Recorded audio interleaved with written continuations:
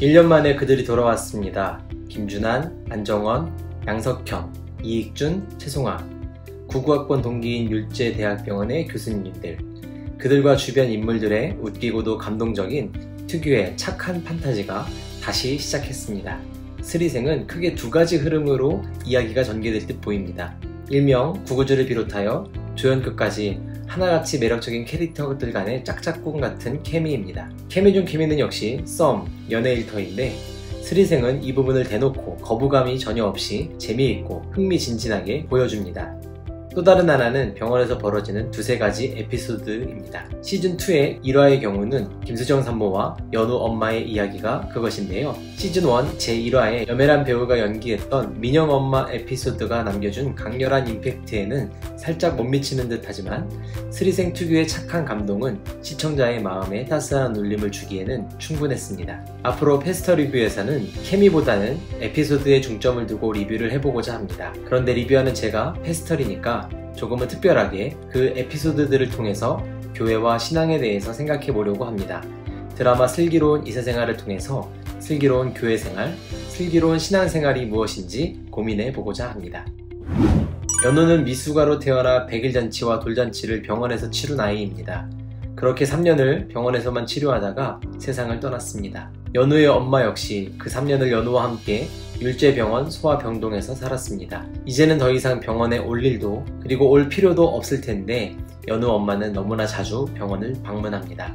이후에 더 자세히 이야기하겠지만 연우를 기억하고 싶어서입니다. 연우가 다니던 복도와 병동 곳곳 그리고 연우를 치료해주고 아껴주던 의료진을 보면 그리워만 하던 연우를 조금 더 선명히 추억할 수 있어서 그래서 연우 엄마는 병원을 찾곤 하였습니다. 이스라엘의 출애굽 역사는 하나님의 기억에서 시작합니다. 하나님이 그들의 고통 소리를 들으시고 하나님이 아브라함과 이삭과 야곱에게 세운 그의 언약을 기억하사 하나님이 이스라엘 자손을 돌보셨고 하나님이 그들을 기억하셨더라.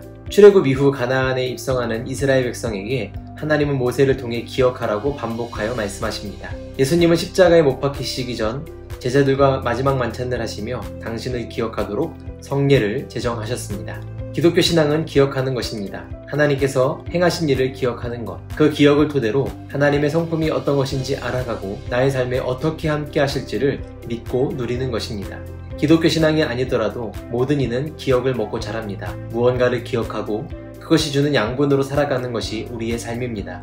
기억은 이따금씩 추억이 되어 미소와 손잡고 나란히 우리를 찾아옵니다. 그렇게 지친 마음에 위로를 주고 힘을 북돋아줍니다. 그런데 혀에 좋은 음식만 있는 게 아니듯 기억도 마찬가지입니다.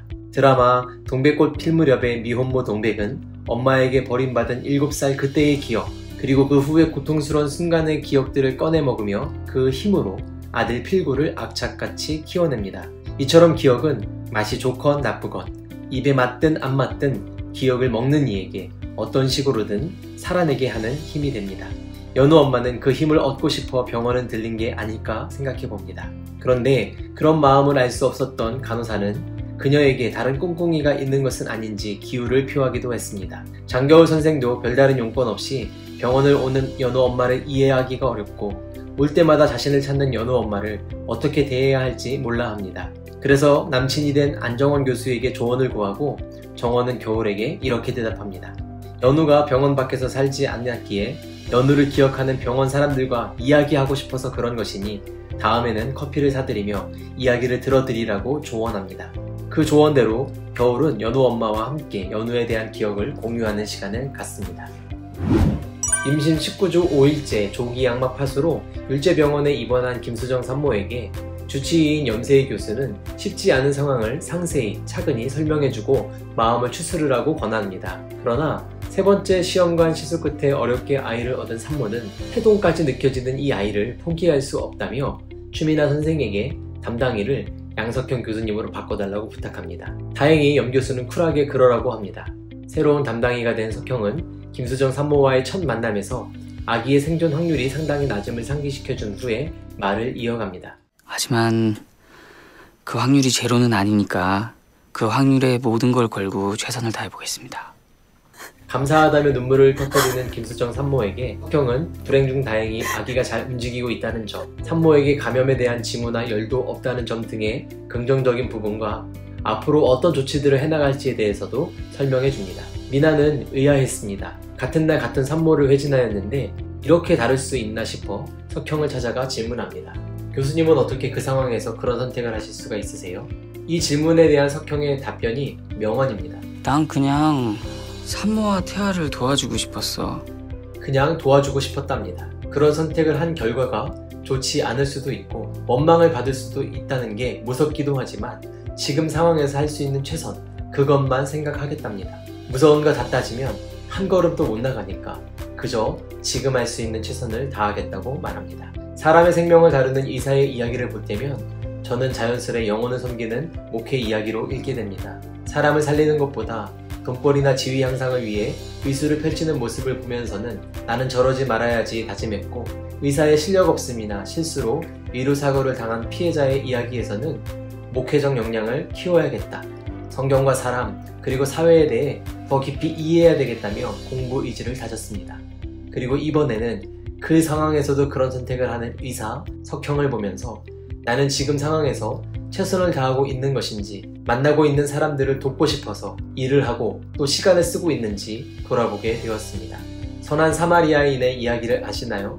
강도 만난 한 사람이 길에 쓰러져 있었습니다. 그 길을 제사장, 레위인, 사마리아인이 지나갔습니다. 그렇게 세 사람 모두 한 사람을 보았지만 그를 도운 사람은 사마리아인 한 명뿐이었습니다. 사마리아인은 제사장이나 레위인과 무엇이 달랐을까요? 어떤 마음으로 그를 도왔을까요? 사마리아인에게 이렇게 묻는다면 그는 뭐라고 대답했을까요? 난 그냥 그 사람을 도와주고 싶었어. 미나의 질문에 대한 석형의 대답과 똑같지 않을까라는 생각이 들었습니다. 그러고 보니 사마리아 사람이 그를 주막에 데려가고 다시 돌아와서 비용을 지불하겠으니 잘 돌봐달라고 하는 조치는 사마리아인이 그 상황에서 할 수 있었던 최선, 그 최선을 다한 것이구나 싶기도 합니다. 겨울에게 정원이 해주는 조언을 들을 때 확신에 찬 어조가 신경 쓰였습니다. 아마 연우 이야기를 하고 싶으셔서 그런 것 같아. 연우를 기억하기 위해 오시는 게 아닐까? 라고 하지 않고 다른 가능성은 없다는 듯 연우 엄마는 연우 이야기를 하고 싶어서 오시는 거야. 다른 의도나 용건은 없어. 아이에 대해 기억하는 사람이 아무도 없잖아. 라는 단호함이 어색하고 불편했습니다. 그런데 가만히 생각해보니 작가의 이런 마음이 담겨있는 게 아닐까 싶었습니다. 물론 아닐 수도 있겠지만 그렇게 해석하기로 했습니다. 그러니 저도 단호하게 이야기해 보겠습니다. 작가는 정원의 입을 빌려 우리에게 이렇게 말하고 싶은 겁니다. 우리 주변의 연우 엄마들을 그렇게 믿어주세요. 그 믿음을 토대로 그를 위해 시간을 내어주고 이야기를 들어주는 기억 공유하기를 해주세요. 석형에게 감명을 받은 이유는 그가 최선을 다했기 때문이 아닙니다. 그가 선택한 최선, 그것의 방향 때문입니다. 자기 유익을 구하는 최선 다하기는 감동이 아닙니다. 남들에게 피해를 끼쳐서라도 자기 배를 불리는 최선의 방향은 눈꼴이 사나울 뿐이지요. 석형이 다하려고 했던 최선은 산모와 태아를 돕는 것이었다는 점, 즉 돕기 위한 최선, 그게 포인트입니다. A가 B를 돕기 위해서 최선을 다할 때 B는 A를 어떻게 생각할까요? 김수정 산모의 이야기를 미루어 짐작하건대 신뢰하게 되고 의지하게 될 것입니다. 고마운 마음을 가질 것입니다. A가 있어 다행이라는 생각을 하게 될 것입니다. 어떤 경우에는 왜 나를 돕는 것인지 그 속내를 의심할 수도 있겠지만 A의 선의와 성실함이 지속된다면 이내 곧 분명 B는 A를 특별하게 여기게 될 것입니다. 겨울과 정원 그리고 석형의 모습에서 교회가 세상과 그리스도인들이 사람들과 어떤 관계를 맺어야 할지 배우면 좋겠습니다. 우리가 스리생 시즌1 제1화를 통해 배워야 할 내용을 이렇게 정리해보았습니다. 믿고 들어주기, 최선을 다해 도와주기. 연우 엄마에게 겨울과 정원이 그랬듯 믿어주고 들어주면 좋겠습니다. 고린도전서 13장에서 사랑은 모든 것을 믿는다 했습니다. 믿으면 발등지킬까 의심부터 한다면 그것은 사랑이 아닙니다. 믿어주고 시간 내어 이야기를 들어주는 이가 있었던 율제병원의 소아병동. 오늘날 교회가 그런 모습이면 얼마나 좋을까요? 석형이 선택했던 것처럼 작은 가능성을 크게 보고 닥칠 문제를 해결할 방도를 계획하면서 우선은 먼저 최선을 다해 도와주는 그런 성도들이 되면 좋겠습니다. 고린도전서 13장에서 사랑은 모든 것을 바란다 했습니다. 쉽지 않은 상황에 처한 이들이 소망을 가질 수 있도록 우리가 가진 소망을 보여주고 그 소망의 이유를 물어오기를 기대하고 기다리며 최선을 다해 도와주는 그런 성도가 많아졌으면 참 좋겠습니다. 연우 엄마가 겨울을 찾은 이유는 자기 못지않게 연우에 대한 많은 기억을 갖고 있었기 때문입니다. 기억을 공유하고 있기에 자기의 이야기에 공감해 줄 거란